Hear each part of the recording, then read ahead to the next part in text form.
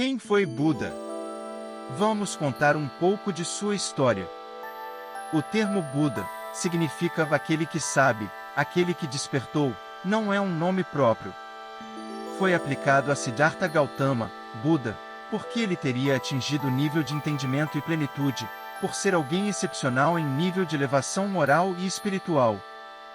Siddhartha Gautama, o Buda, nasceu no século VI a.C., em torno de 556 a.C., em Kapilavastu, norte da Índia, no actual Nepal.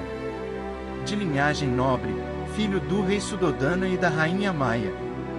Logo após o nascimento, Siddhartha foi levado a um templo para ser apresentado aos sacerdotes, quando um velho sábio, chamado Ansita, toma o menino nas mãos e profetiza: este menino será grande entre os grandes. Será um poderoso rei ou um mestre espiritual que ajudará a humanidade a libertar-se de sofrimentos. O rei, muito impressionado com a profecia, decidiu criá-lo afastado de tudo que pudesse despertar qualquer interesse filosófico e espiritual, mantendo-o longe das misérias e sofrimentos, cercando-o de luxo. Aos 16 anos, Siddhartha casa-se com sua prima, a bela Yasodhara, que lhe deu seu único filho, Rahula. Continua a viver na corte, desenvolvendo-se intelectual e fisicamente, alheio ao convívio e aos problemas da população de seu país. Com a sua perspicácia e ouvidos atentos à pura dureza da vida fora do palácio. Contrariamente à vontade paterna, o jovem príncipe decide atravessar a cidade, e depara-se com a velhice, a doença e a morte. Siddhartha entra em choque e profunda crise existencial. A sua dor faz com que se volte para o problema do sofrimento humano, cuja solução se tornou o centro de sua busca espiritual. Assim, aos 29 anos decidiu deixar a família e o seu palácio para procurar a solução para a dor que o afligia: o sofrimento humano. Num dos seus passeios, onde acabará de conhecer os sofrimentos inevitáveis do homem, encontrara-se com um monge mendicante.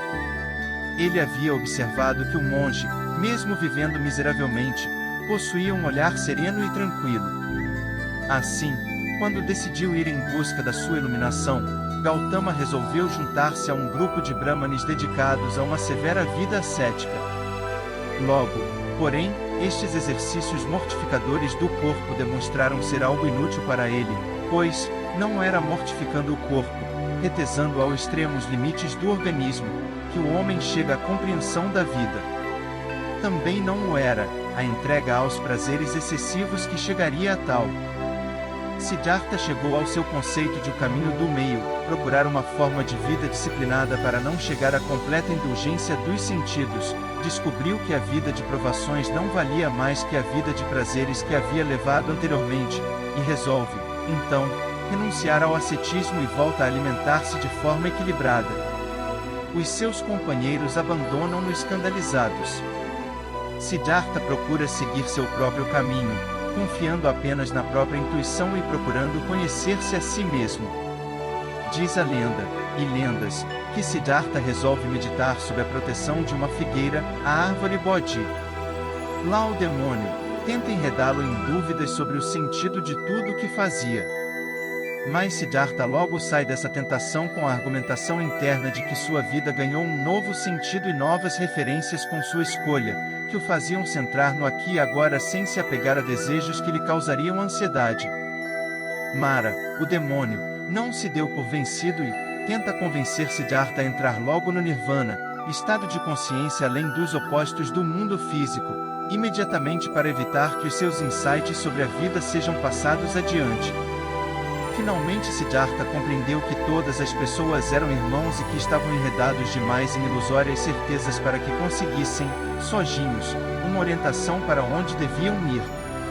Assim, Buda resolve passar adiante seus conhecimentos. Quando todo o seu poder argumentativo e lógico de persuasão falham, Mara, o mundo das aparências, resolve mandar a Siddhartha suas 3 sedutoras filhas, Desejo, Prazer e Cobiça, que apresentam-se como mulheres ardorosas e ávidas por prazer, e se mostram como mulheres de idades diferentes, passado, presente e futuro. Mas Buda vence todas as tentativas de Mara, e se recolhe, à espreita de um momento mais oportuno para tentar derrotá-lo, perseguindo durante toda a sua vida como uma sombra, um símbolo do extremo do mundo dos prazeres. Siddhartha transformou-se no Buda em virtude de uma profunda transformação interna, psicológica e espiritual, que alterou toda a sua perspectiva de vida. O modo de encarar a questão da doença, velhice e morte muda porque ele mudou. Fadima e Frager, 1986. Após atingir a iluminação, Buda passa a ensinar o Dharma, isto é, o caminho que conduz à maturação cognitiva que conduz à libertação de boa parte do sofrimento terrestre e o seu número de discípulos aumenta cada vez mais, entre eles, o seu filho e a sua esposa.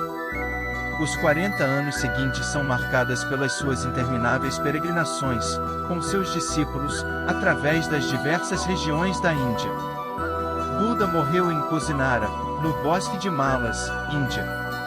7 dias depois, o seu corpo foi cremado e as suas cinzas dadas às pessoas cujas terras ele viverá e morrera. Buda fala que o sofrimento e a felicidade é uma questão de segundos que tudo pode mudar conforme nossos pensamentos. Esperamos que essa história traga algo interior para você.